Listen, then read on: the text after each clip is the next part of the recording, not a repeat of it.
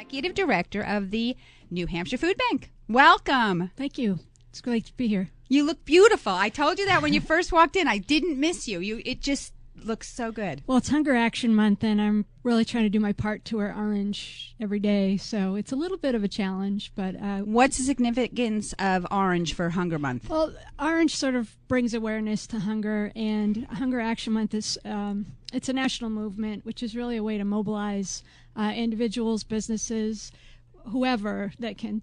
Together we can solve hunger, so it's really an opportunity for all of us to get on board. Well, that makes sense because I visited my friend Martha May Fink. Yes. Saturday. I took some photos for her because she was doing a bake sale. She does every year for Share Our Strength, and everything was in orange.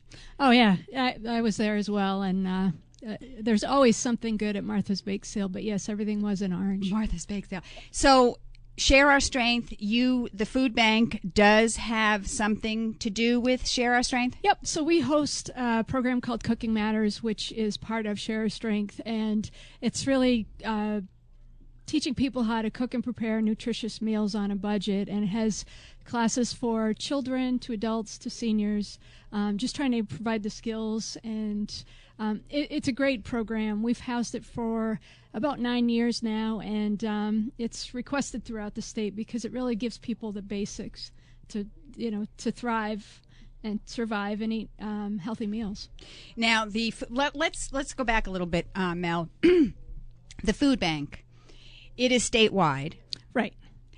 Maybe you can tell our listeners, what does the food bank? I mean, we all know that you can donate food, cans, goods, whatever, right. But is there more to the food bank that maybe some of us don't know? Yeah, exactly, and I appreciate you bringing that up. So the New Hampshire Food Bank is a program of Catholic Charities, and we are the only food bank in the state.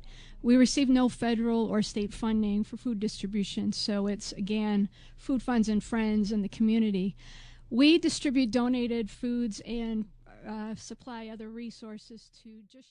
We have an off-site production garden at the Sununu Center on River Road, and it's about an acre. This year, obviously, the rain hurt us a little bit, but typically we'll yield about 5,000 pounds that's either distributed to agencies or used in our culinary program. So just a lot of different outlets, and that's what we really try to do, is give food different opportunities. So who maintains the garden? Well, we have a gardener, Jason, and then, again, volunteer groups will go out, and whatever our needs are for that day, they help us with. How cool is that? Isn't that cool? There's another sense of pride right there that, Exactly. Maybe people say, well, I don't have money to give, I don't have this. They go volunteer, do a little work in the garden, right. And they know that something really healthy is going to come out of that. And it's really neat, too, when we get kids involved with the gardening programs, because often they don't even know where produce comes from, which I find very interesting. Yeah, well, it comes from the grocery store. Right, yeah. Exactly. Yeah, and, they grow it out back. Yeah. So it's really an opportunity for us all to learn a little bit. And again, it's really what we're all about is food, and having fresh produce is often a treat for a lot of people. Mm-hmm.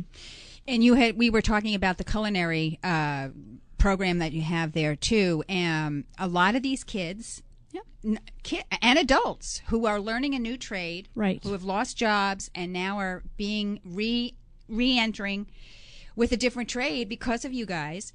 I've been to many events, photographing many events where you're the wait staff, where the chef, they are all I call them food bank graduates. Right. And it's phenomenal. Well, it's a great opportunity, too, to not only do the production end, but learn the hospitality end as well. And it's really a neat experience if you're at one of those events, because the students take a lot of pride in what they've prepared and then when they're serving, but they'll also share their stories with you, and they're so proud of where they are now, and they might tell you that they've already have a job before they even graduate. So it's really about empowering people with skills to raise themselves. And which is, in today's day and age, there are people who have lost jobs and just can't seem to find them, and they end up at your door. Absolutely. So when we look at unemployment in the state, we're at about 5%. But when you take into consideration folks that now have part-time jobs or families that had 2 incomes now have 1. That percentage is more like 11%. So 1 in 9 in New Hampshire live in a food insecure environment. And I don't, again, if it's not affecting you personally or not close enough at home, you might not realize that. It's 40,000 kids in the state. It's 13,000 seniors. They, living on a fixed income or being part of a family, you might not have the means to support. And this is where the food stamps come in, right, to help people like this. Right. But you need to understand, too, is that the average food stamp benefit for a meal is about $1.50. And the average price of a meal is actually...